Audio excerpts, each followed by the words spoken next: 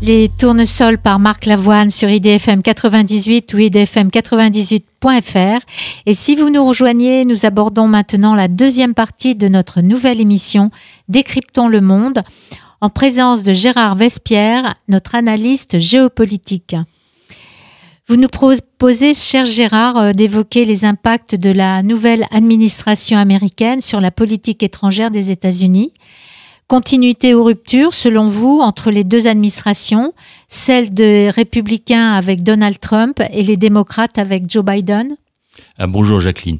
Eh bien écoutez, c'est une vaste question puisqu'elle concerne les affaires du monde, n'est-ce pas, étant donné le poids de la politique étrangère américaine. Alors, il y a effectivement de grandes différences de forme entre les deux administrations et pour les 4 ans qui nous occupent maintenant jusqu'en 2024, qu'allons-nous voir par rapport à ce que nous avons connu entre 2016 et 2020 ? Premièrement, nous allons voir avec l'administration Biden une équipe particulièrement chevronnée, déjà experte dans les affaires du monde, puisque Anthony Blinken, qui est le nouveau secrétaire d'État, donc le ministre des Affaires étrangères, était déjà en poste, non pas à ce niveau-là, mais dans l'administration Obama, mais donc au secrétariat d'État.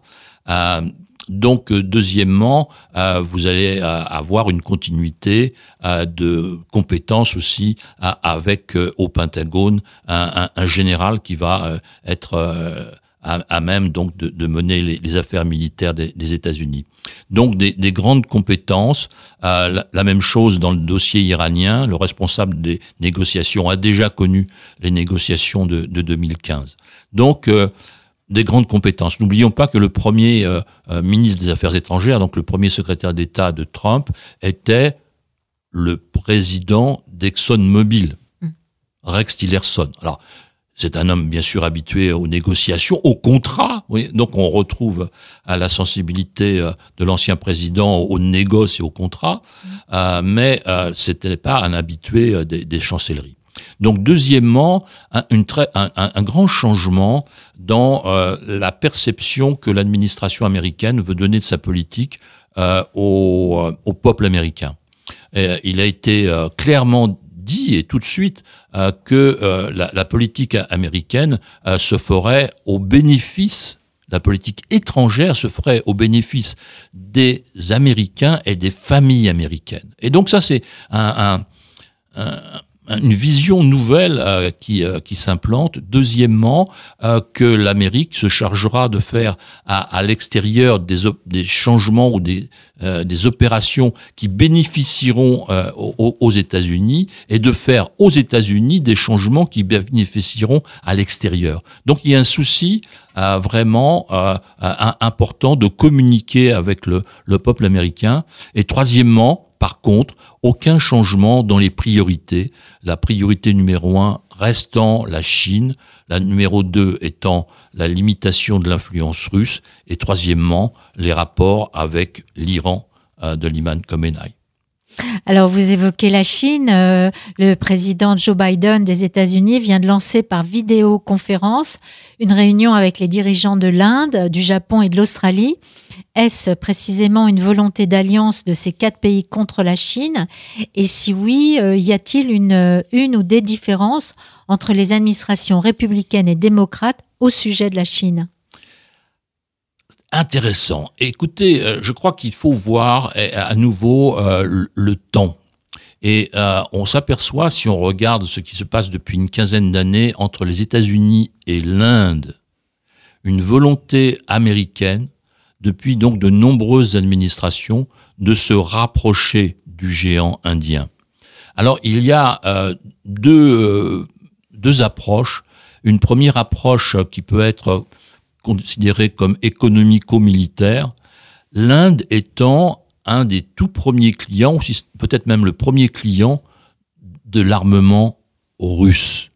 Donc, en attaquant le marché militaire indien, indirectement, l'administration américaine, depuis une bonne dizaine d'années, cherche à diminuer donc les recettes russes de vente d'armement et donc indirectement impacter l'économie russe. Donc ils ont réussi. Il y a eu déjà des ventes de militaires, mais ce qu'on appelle dans le jargon non létales, c'est-à-dire des moyens de transport, par exemple. Donc des avions de transport, des avions de reconnaissance maritime, et puis plus récemment des hélicoptères anti-chars. Donc voilà, il y a des différences en ce qui concerne la façon de faire, mais l'objectif du rapprochement avec l'Inde et de boucler avec le Japon et l'Australie est une constante depuis plusieurs années. Et y aurait-il une autre zone géographique où il faut s'attendre à des changements de la part précisément de l'administration américaine? Alors oui, je crois qu'il y aura une zone très très importante, elle s'appelle l'Afrique. Parce que effectivement, nous voyons en Afrique une influence russe croissante. Nous voyons en Afrique une influence des mouvements djihadistes. Donc, il y a déjà de nombreuses années, là aussi, où l'administration américaine avait pris conscience. Et déjà, le président Clinton avait fait un très très long voyage en Afrique. À la fin de sa présidence, il avait été décidé de créer un commandement militaire. Il y avait des commandements militaires pour le Moyen-Orient, des commandements militaires pour l'Europe, bien sûr, mais il n'y avait pas d'African Command. Et donc, il y a eu la création d'un African Command à la toute fin des années 90. Mais pas vraiment de volonté politique affichée.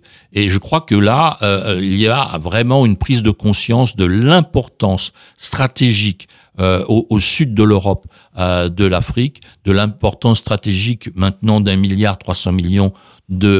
d'habitants et donc de consommateurs, de l'importance stratégique vis-à-vis des influences chinoises aussi en Chine. Donc voilà, et je crois qu'il y a maintenant une responsable de la politique américaine pour l'Afrique qui va avoir un rôle particulièrement important à jouer, et donc aussi une question d'image et un point de vue de communication. La représentante des États-Unis à l'ONU sera d'origine africaine.